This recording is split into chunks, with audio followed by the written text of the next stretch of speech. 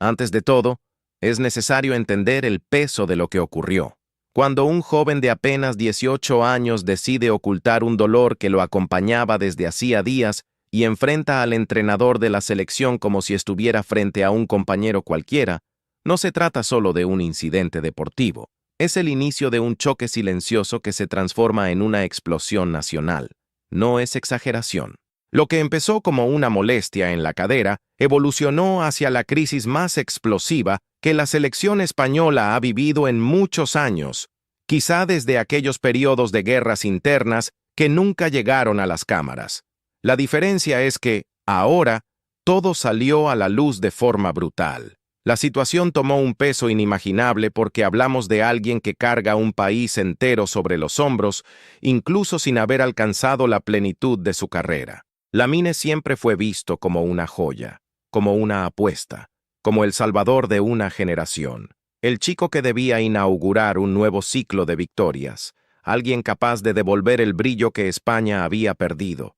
El futuro estaba trazado, la narrativa estaba escrita, los periódicos ya tenían su portada favorita, pero un detalle aparentemente pequeño se convirtió en la chispa que abrió una herida demasiado profunda para ignorarla.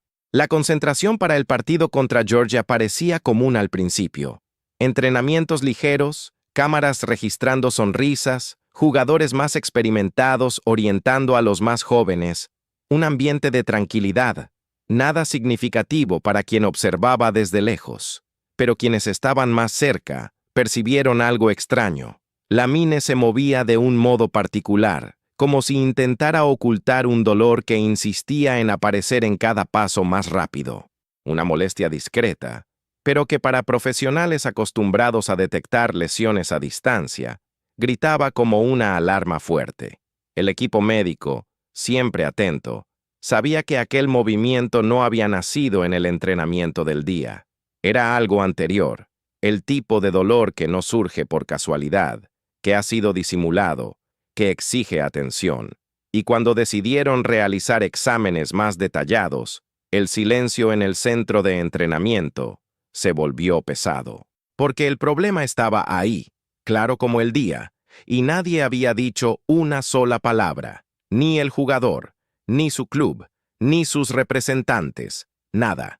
Ocultar una lesión se considera una falta grave en cualquier equipo, pero en una selección es aún peor. La preparación de todo un país depende de la honestidad absoluta de cada convocado. La salud de un atleta afecta directamente el esquema táctico, la estrategia, la lista final, toda la planificación. Para Luis de la Fuente, aquello fue visto como un acto de profundo irrespeto, una ruptura de confianza que el entrenador, ya conocido por su rigidez, no asimiló bien. Dicen que la conversación entre el técnico y el joven fue tensa desde el inicio. De la Fuente exigió explicaciones directas. Lamine dudó. Trató de justificarse, intentó minimizar, intentó explicar que quería estar a disposición del equipo. Pero, para el entrenador, el problema no era la lesión en sí, sino el hecho de que él y todos a su alrededor habían elegido el silencio. Y para un comandante que exige transparencia absoluta, la línea había sido cruzada. Los médicos recomendaron el retorno inmediato al club, y aunque muchos esperaban que el técnico simplemente oficializara una baja común, lo que vino después fue devastador. De la Fuente optó por el término más duro, más frío, más definitivo: expulsión. No salida, no liberación, no retorno por precaución. Expulsión. La palabra que cae como un martillazo cuando se trata de un atleta tan joven. La noticia cayó en la familia de Lamine como una tormenta inesperada. El padre del jugador, siempre muy atento, no esperaba tal severidad. Para él, la peor hipótesis sería una recomendación tranquila de descanso. Pero cuando recibió el comunicado oficial, usando justamente la palabra que más temían, la indignación se apoderó de inmediato. El ambiente, ya turbulento, se volvió pura tensión. Mientras tanto, la rueda de prensa previa al partido contra Georgia estaba por comenzar. Inicialmente, sería solo otra conversación previsible. Preguntas sobre la alineación, el rendimiento, el rival, el clima del vestuario. Pero en el momento en que De la Fuente se sentó ante los micrófonos, quedó claro que ese evento sería distinto. Estaba decidido a no suavizar nada. En lugar de buscar una respuesta diplomática, como tantos hacen cuando un conflicto interno amenaza con explotar, optó por una sinceridad dura. Afirmó ante todos que la expulsión era justa, que ocultar una lesión era inaceptable, que ningún atleta, ni joven ni veterano, tenía derecho a comprometer la integridad del equipo. Habló de responsabilidad, de deber, de consecuencias, palabras firmes que resonaron por todo el país. Pero el verdadero choque vino cuando dijo que pediría oficialmente una sanción contra el jugador, no una advertencia, no un aviso, un castigo, algo ejemplar, un mensaje que marcara posición, y dejó claro que, mientras él estuviera al mando, no permitiría que alguien que actuara de esa manera volviera a vestir la camiseta de la selección. El impacto fue inmediato. Bastó que terminara la rueda de prensa para que la noticia llegara a Lamine y a su padre. El joven quedó completamente desmoronado. Actuó por impulso al ocultar el dolor, pero jamás imaginó que eso se convertiría en munición para un juicio público tan severo. Para alguien con toda una carrera por delante, escuchar que su futuro en la selección estaba comprometido fue como recibir un golpe inesperado donde más duele. El padre, al percibir la magnitud de la exposición que sufría su hijo, decidió actuar. Y no era una decisión simple, ni común. Optaron por algo que los colocaría en rumbo de colisión con el mando de la selección nacional. Una denuncia formal ante la FIFA. No para pedir dinero, no para exigir disculpas, sino para que la entidad analizara la conducta del entrenador. El argumento era directo. Las declaraciones de la Fuente, según la familia, perjudicaron públicamente la imagen de un jugador menor de edad. Querían que la FIFA investigara el caso, querían que reconociera el exceso, querían que dejara claro que la protección al atleta había sido desatendida. Lo que nadie esperaba era que la FIFA realmente aceptara poner el tema sobre la mesa. Abrieron un proceso preliminar, pidieron documentos, solicitaron grabaciones completas. Cuando el caso involucra a un atleta tan joven y tan observado globalmente, nada se trata como algo trivial. Pero aceptar investigar no significaba apoyar la denuncia. Y es ahí donde la historia empieza a tomar un rumbo aún más imprevisible. A partir del momento en que la FIFA aceptó analizar el caso, la situación dejó de ser solo un conflicto entre entrenador y jugador. Se transformó en un tema internacional, observado por dirigentes, periodistas, clubes e incluso otras selecciones. Porque cuando un joven de 18 años denuncia a su propio entrenador ante la máxima entidad del fútbol, la repercusión nunca es pequeña. Desde entonces, cada detalle, cada frase, cada documento pasó a cargar un peso enorme. Dentro de la federación, el ambiente era de absoluto desconcierto. Nadie sabía exactamente cómo actuar.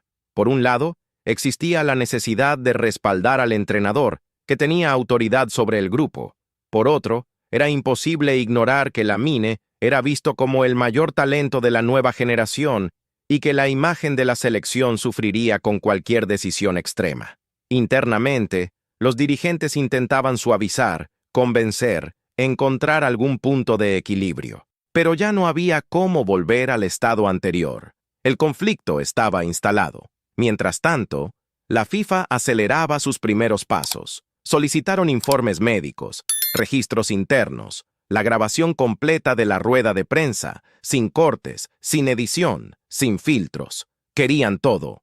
Cuando la FIFA exige este tipo de material, significa que está tratando el caso con la máxima seriedad. Y eso dejó a la federación aún más preocupada, porque no se trataba solo de una investigación. Era una señal clara de que el mundo entero estaba a punto de acompañar el desenlace. En el vestuario, el ambiente se volvió inestable. Los jugadores experimentados evitaban comentar abiertamente, pero muchos estaban divididos.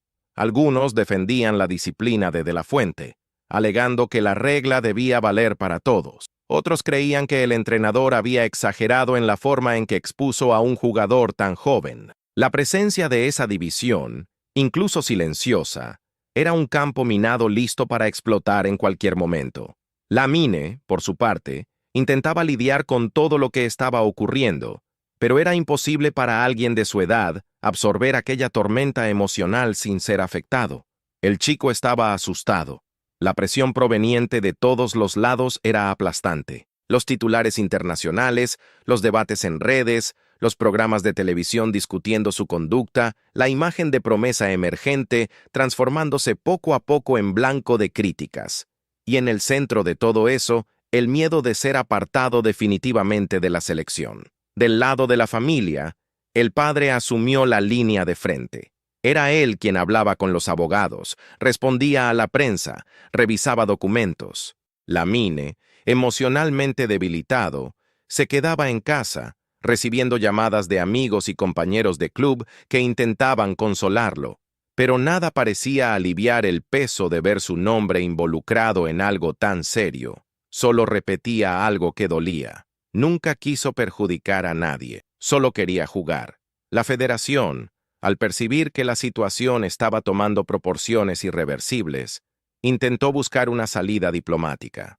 Algunos dirigentes sugirieron que De la Fuente reconsiderara el tono de sus declaraciones, tal vez emitiendo una nota más neutra, pero cuando hablaron con el entrenador, encontraron una barrera intransitable. Estaba convencido. No retiraría nada de lo que dijo, no suavizaría, no daría margen para interpretaciones distintas. Para él, mantener su palabra era cuestión de principios. Esa postura inflexible puso a la federación contra la pared.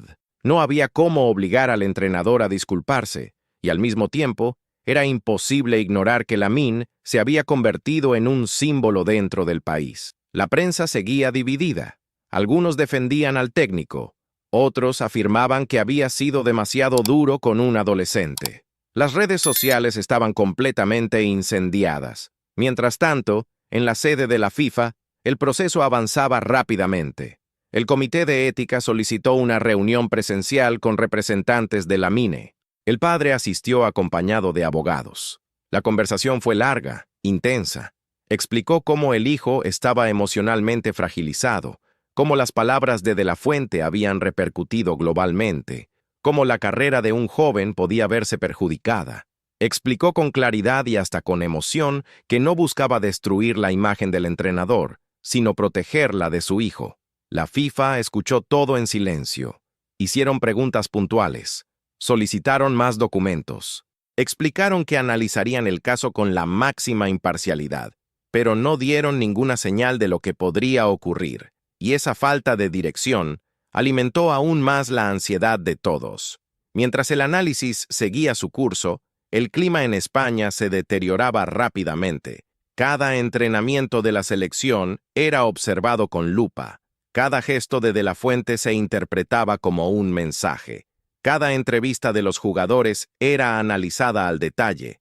El país, que debería estar centrado en la preparación para el Mundial, se veía ante una crisis interna que paralizaba el ambiente.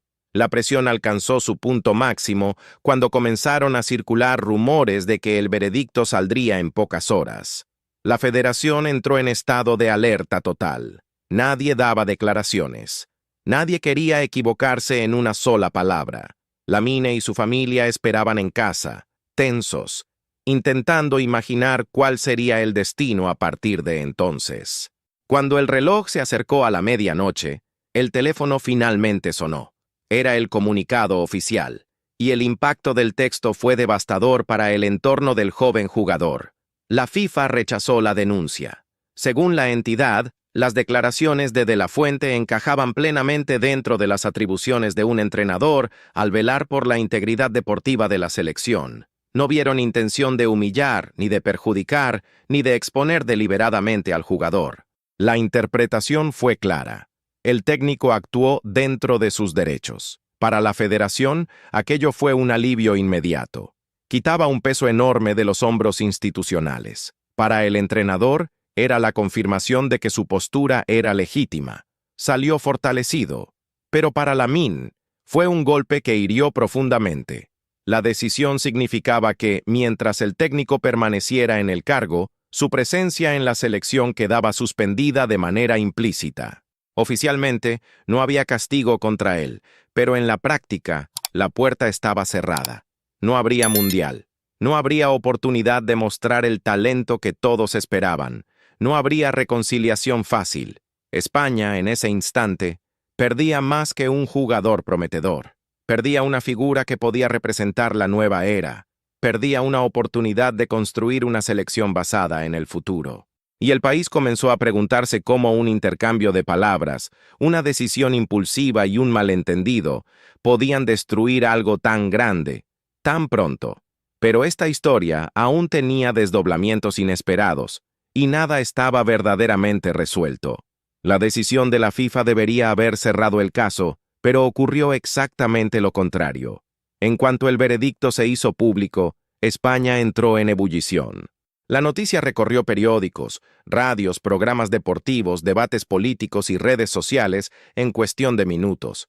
Cada lado de la discusión ganó voz y fuerza. Los que defendían a De la Fuente celebraron la confirmación de su autoridad. Los que apoyaban a Lamine vieron la decisión como una injusticia brutal cometida contra un joven que aún estaba en proceso de formación, y ambos bandos comenzaron a enfrentarse en todos los espacios posibles. En las primeras horas tras el anuncio, comentaristas reconocidos debatían si el país había perdido a su mayor promesa por pura intransigencia. Otros argumentaban que si la norma no valía para todos, la selección perdería respeto. Cada opinión contenía una parte de verdad y al mismo tiempo una parte de exageración. Era como si España estuviera dividida en dos mundos distintos, ambos incapaces de ver al otro. Dentro de esta guerra de narrativas, un detalle se hacía evidente. La historia no terminaría allí. La Federación, aunque aliviada por no sufrir sanciones externas, sabía que enfrentaría un problema interno gigantesco. La imagen del entrenador seguía intacta, pero la imagen institucional no. Comenzó a circular entre bastidores la preocupación de que invertir en jóvenes talentos podría convertirse en un desafío, ya que muchos verían el episodio como una señal de que la selección no ofrece suficiente protección. Era una crisis de reputación silenciosa, pero profunda. Mientras tanto, Lamine vivió una noche devastadora. Su padre intentó consolarlo, diciéndole que la carrera de un futbolista es larga y llena de curvas inesperadas, pero el golpe había sido demasiado grande. El chico, que siempre soñó con vestir la camiseta de la selección en un mundial, ahora se veía fuera del torneo por un conflicto que nunca imaginó que tomaría esa proporción. Pasó horas revisando mentalmente cada elección, cada gesto, cada silencio, tratando de entender cómo todo se desmoronó tan rápido. Al amanecer, los periódicos internacionales también entraron en el tema. Los titulares variaban entre choque, crítica y asombro. Llamaban al caso una crisis histórica, una ruptura generacional, un conflicto que podría redefinir el futuro de la selección española. La repercusión fuera de España sorprendió incluso a la propia federación, que esperaba que el asunto quedara más limitado al país. Pero no se trataba solo de disciplina, se trataba del jugador más prometedor de la nueva generación mundial, y eso siempre despierta atención global. En el club donde jugaba Lamine, el ambiente también se volvió tenso. La directiva se reunió para evaluar si debía emitir un comunicado oficial en defensa del jugador. Algunos defendían la neutralidad, temiendo desgaste con la selección. Otros creían que el club debía proteger su patrimonio humano. La discusión fue intensa, duró horas, pero no se publicó ninguna nota en ese primer momento. La prioridad era poner al jugador en una condición emocional estable antes de cualquier acción pública. La situación se agravó cuando diferentes exjugadores comenzaron a dar sus opiniones. Algunos afirmaban que el entrenador tenía razón al exigir transparencia total, recordando episodios pasados en los que la omisión resultó en problemas serios para el equipo. Otros, sin embargo, fueron feroces en sus críticas, diciendo que ningún técnico debería exponer a un adolescente de esa manera, especialmente a alguien tan joven y vulnerable a la presión. Ese tipo de posicionamiento público transformó la crisis en algo aún más profundo, porque alimentó una narrativa de división entre generaciones. En el centro de entrenamiento de la selección, el ambiente se volvió casi insostenible. Jugadores que antes eran vistos como líderes intentaban mantener la calma, pero admitían que era difícil ignorar la sensación de que el grupo estaba resquebrajándose. La confianza, un elemento fundamental en cualquier equipo, parecía erosionada. Algunos incluso confesaron a personas cercanas que temían que esta crisis impactara directamente en el rendimiento en las próximas competiciones. La federación comenzó a darse cuenta de que no bastaba con el veredicto de la FIFA. Era necesario actuar internamente para evitar que el desastre se extendiera al terreno de juego.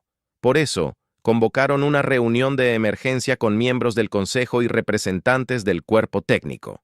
El objetivo era trazar una estrategia para contener la crisis. Las discusiones pasaron por varias ideas: un cambio en la postura pública del entrenador, una visita al club del jugador, un comunicado conciliador, pero nada parecía suficiente para borrar el daño. Mientras tanto, Lamine intentaba volver a la rutina. Solo intentaba. La prensa lo perseguía en aeropuertos, puertas de entrenamiento, salidas de hotel. Las preguntas eran siempre las mismas. ¿Aún quieres jugar por la selección? ¿Qué opinas de la Fuente? ¿Vas a insistir en la denuncia? ¿Pretendes dar una entrevista?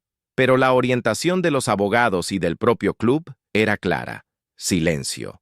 No debía decir nada en ese momento, pues cualquier frase mal interpretada podía reavivar conflictos que necesitaban empezar a apagarse. Con el paso de los días, algo inesperado comenzó a surgir. Discusiones en redes sociales y programas deportivos sobre la posibilidad de que Lamine optara por otra selección en el futuro si seguía alejado de España.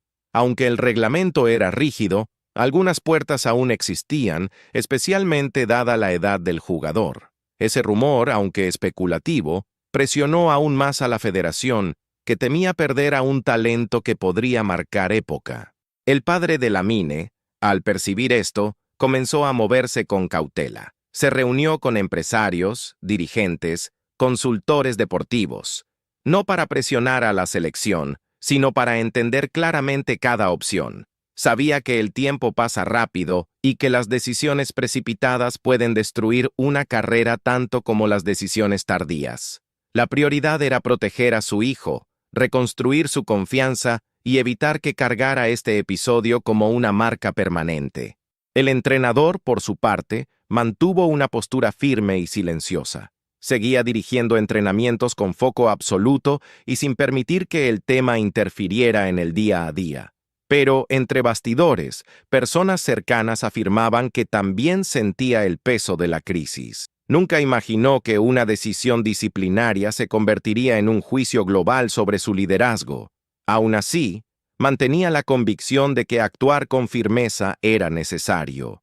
Con el paso de las semanas, la pregunta que resonaba en todo el país se volvía cada vez más inevitable: ¿cómo reconstruir la relación entre el principal talento de la nueva generación y el hombre que dirige la selección? La respuesta parecía imposible, pero era precisamente desde ese punto, desde ese abismo, que surgirían los próximos acontecimientos de la historia. Y así, España se encuentra ante un dilema que nadie imaginó enfrentar tan pronto: ¿cómo sanar una herida abierta entre su mayor talento y el hombre encargado de comandar a toda una generación? Nada está cerrado, nada está resuelto, y cada nuevo capítulo de esta historia puede cambiar por completo el destino de la selección en los próximos años. Lo que comenzó con una molestia física se convirtió en un terremoto institucional que aún no ha mostrado todas sus consecuencias. Si quieres seguir acompañando cada detalle de esta novela, cada movimiento de los bastidores, cada decisión que puede redefinir el futuro del fútbol español, entonces no salgas de este canal. Deja tu like ahora, porque eso ayuda a que este contenido llegue a más personas que también quieren entender lo que realmente está pasando. Y claro, si aún no estás suscrito, aprovecha este momento para hacerlo. Así no te pierdes ningún capítulo de esta historia